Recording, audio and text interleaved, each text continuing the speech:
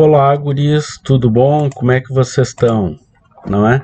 Então, agora continuando com as aulas remotas, hoje nós vamos ver a primeira parte da água, tá? Propriedades da água, a gente vai falar bastante sobre propriedades da água. Espero que todos vocês aí estejam bem, não é? Eu estou bem também, graças a Deus, não peguei Covid. Espero que todo mundo use máscara aí também, tá? E se cuide aí, que eu quero todo mundo aí para quando, graças a Deus, nós voltarmos, a gente ter aula aí legal, tá?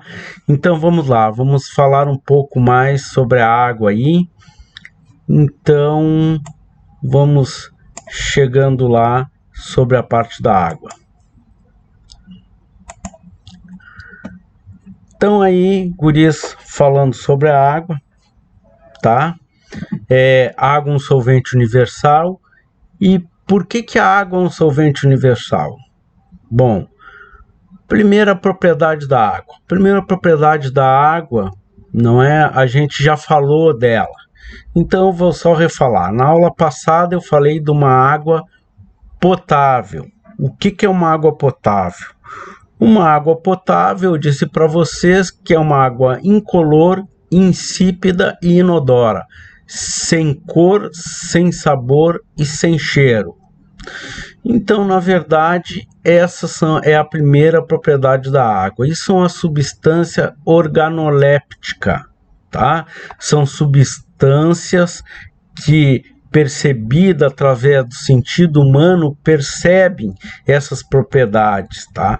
Por exemplo, uma água eu posso sentir o cheiro de uma água, o odor da água. Eu posso sentir o sabor dessa água, a textura, o brilho, a cor da água. Então essa é uma das primeiras propriedades da água. Tá? Depois nós temos um exemplo ainda, uma outra propriedade da água, que é um exemplo de água como um solvente universal. O que é um solvente? Quando a gente usa a tinta para diluir ou para tirar a tinta da mão, a gente usa um solvente. E solvente universal é a água, tá? É um dos principais solventes universal que temos. A água, quase qualquer substância a gente consegue dissolver com água, tá? Então, solvente universal. Bom, então vamos dar um exemplo disso, tá? Um exemplo que eu esteja com dor de garganta, tá? Todos de vocês aí já usaram certamente um gargarejo, não é? A gente usa um gargarejo em função da dor de garganta. O que é o gargarejo? É água com sal, não é? Então nós vamos dar o nome. O sal que eu vou usar seria o soluto. Tá? Então tá aqui o soluto, pode ser o sal, nesse caso é o sal, poderia ser o açúcar, não é? Porque dilui também na água, ou poderia ser alguma outra substância que dilui na água.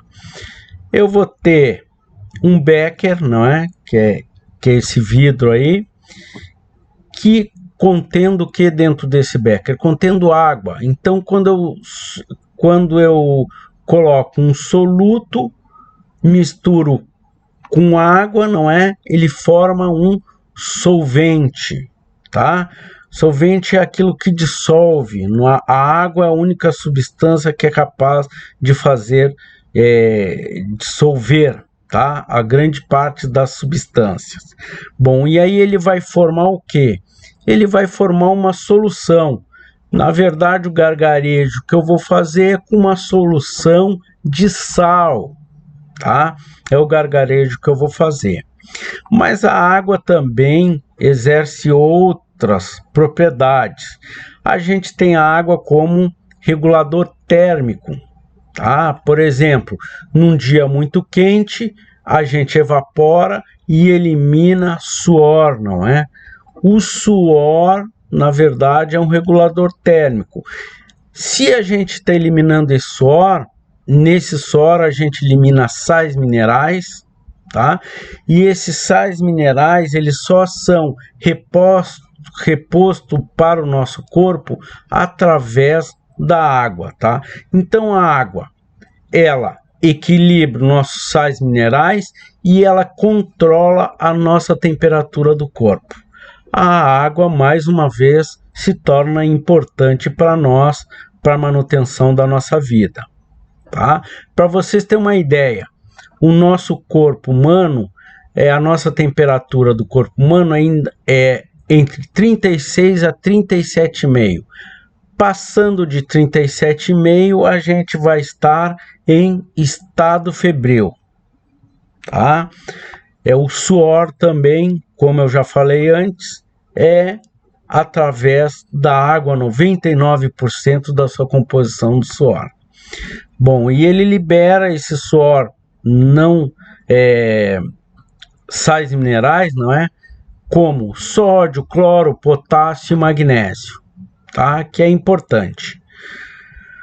Bom, se a gente liberar demais esse sódio, esse potássio, não é? A gente pode entrar em desidratação.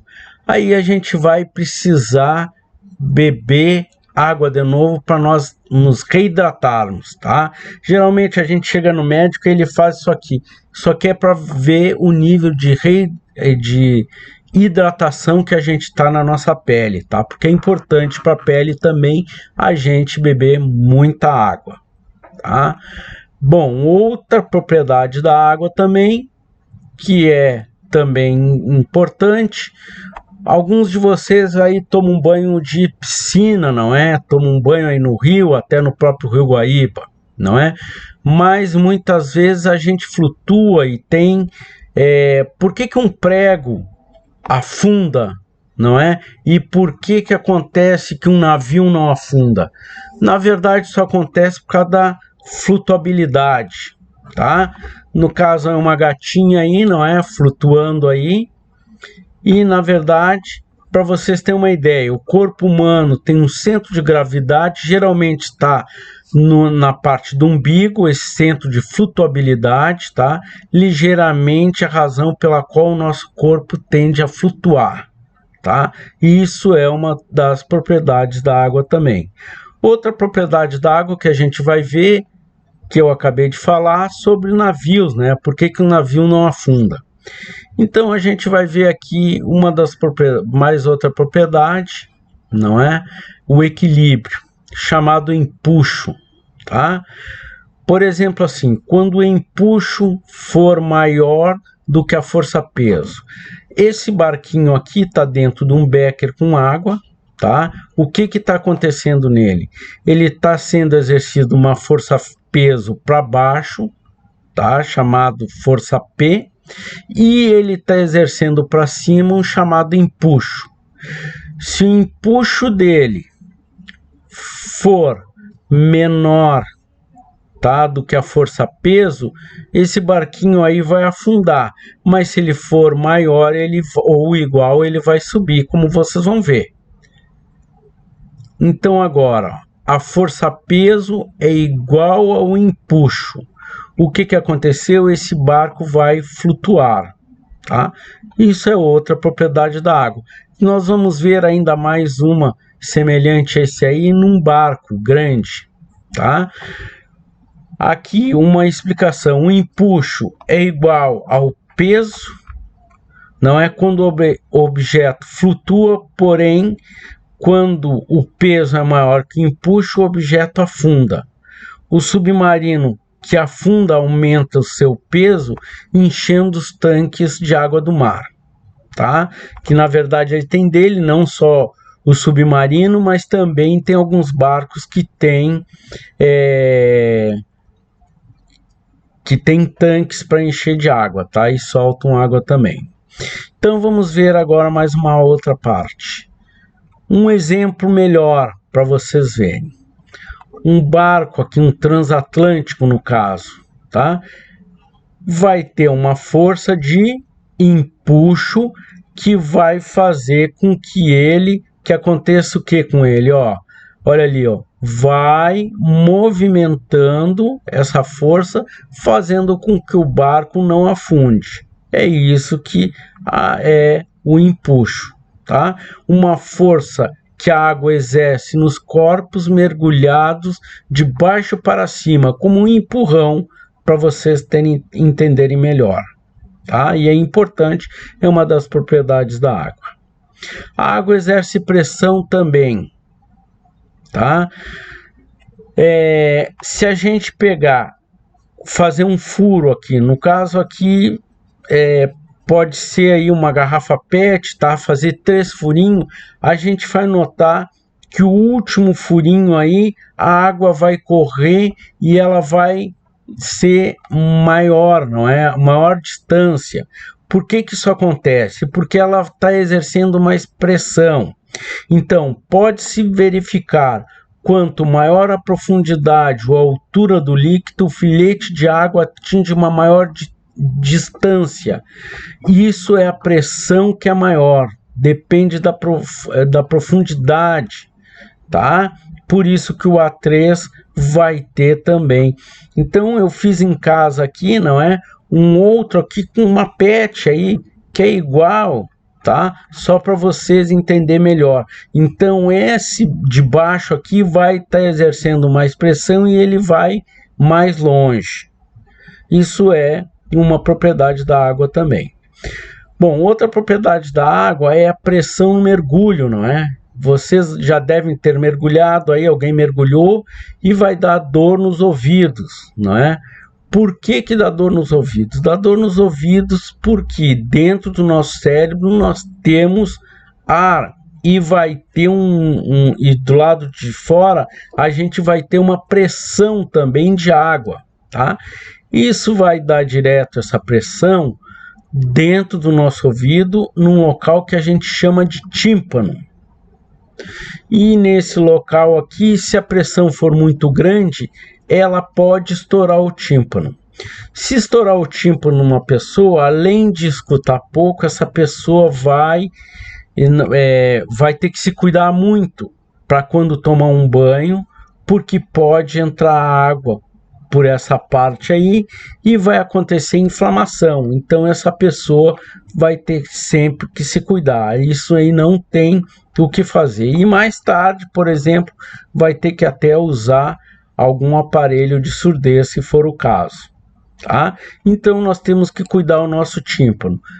Também eu digo, muita gente enfia lápis, cotonete também, então nós temos que cuidar porque esse tímpano pode romper com qualquer numa pressão ou em algum objeto que coloque lá, tá? É uma coisa que vocês têm que cuidar aí. Bom, ainda propriedades da tensão da água, né? Nós temos a tensão superficial. Os mosquitos que gostam muito da tensão superficial, né? Se não tivesse essa tensão superficial, nem dengue nós teríamos, porque o mosquito não conseguiria colocar seus ovos, tá? O que que acontece? As moléculas de água se atraem e elas formam uma fina camada, uma membrana fina. Então essa membrana fina possibilita, não é que o mosquito ande por cima d'água, mosquito, mosca não anda, mas formiga, tá? Aranha também gosta de andar, tá? Anda por cima d'água e não se afunda, tá? Aqui vocês podem ver aí, ó, mosquito andando por cima d'água, a aranha, isso é tudo tensão superficial, tá? Aqui desse lado aqui tem essa fotografia aqui de um copo de água com uma moeda, né? Vocês não tentem fazer que não vão conseguir. Essa moeda aqui eu descobri a malandragem dela. A malandragem dela é que ela é de alumínio, tá? O alumínio, como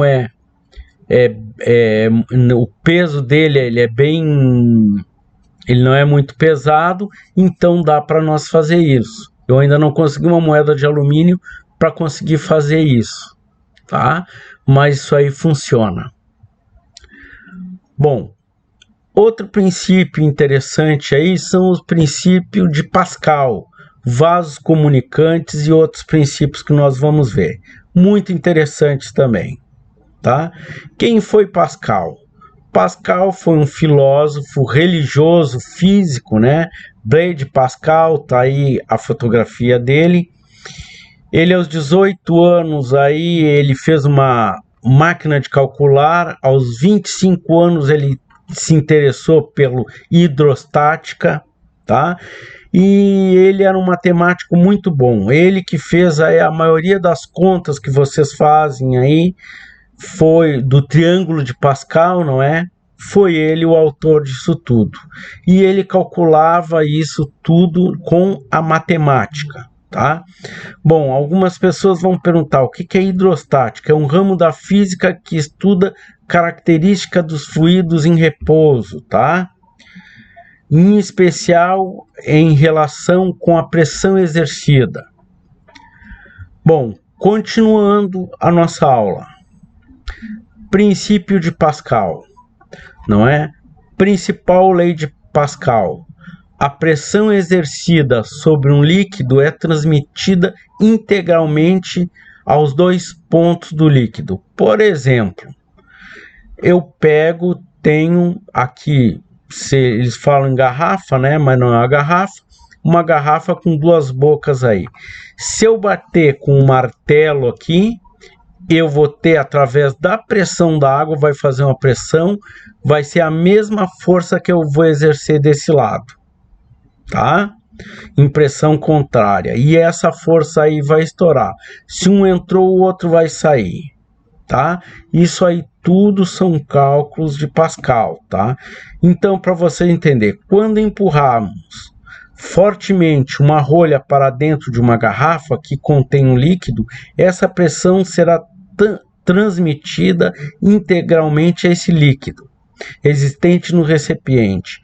A pressão da água dentro da garrafa aumenta e empurra a rolha para fora. Isso aí é princípio de Pascal. Aonde que é usado isso? Nós temos vários usos na casa de vocês aí, ou vocês aí no PC ou no CIP, onde que vocês estão aí, tudo é princípio de Pascal aí, para você ter uma olhada, tá? Princípio de Pascal também é usado no freio a disco, né? Freio a disco dos automóveis antigos aí é usada pressão de fluidos existente em cilindro. Então é um cilindro mestre que ela é impulsionado, não é? Exercendo uma pressão de fluido. Através dessa pressão de fluido aí, é que o freio funciona, fazendo o carro funcionar, o carro frear, tá? Alguns carros, hoje em dia, tem carros com diferentes freios, sistema de freio, mas antigamente era esse sistema de freio que era usado. Também, princípio de Pascal, né, dos elevadores. Todos os postos de gasolina aí tem esse elevador, então uma força exercida é menor do que, no caso, essa força ela é exercida para baixo aqui, tá? E aí ela consegue levantar um carro. Facilmente com uma mão consegue levantar um carro, porque é menos um peso aqui que é exercido sobre ele que faz levantar o carro, tá? É o elevador hidráulico. Bom, ainda falando de vasos comunicantes, são recipientes geralmente em forma de U que são utilizados para analisar as relações entre a densidade de líquidos, tá? Executa todos os tipos de pressão exercida por esse líquido. E esse líquido tem que estar todo na mesma altura, tá? Isso é que diz os vasos comunicantes. Não interessa o recipiente, e sim a altura que tem que estar o líquido igual. Bom, isso aí é usado, vou mostrar para vocês agora esse uso aí na casa de vocês, não é? Ou aí onde vocês estão. Geralmente aí vai ter uma caixa de descarga, vai ter um lavatório, não é?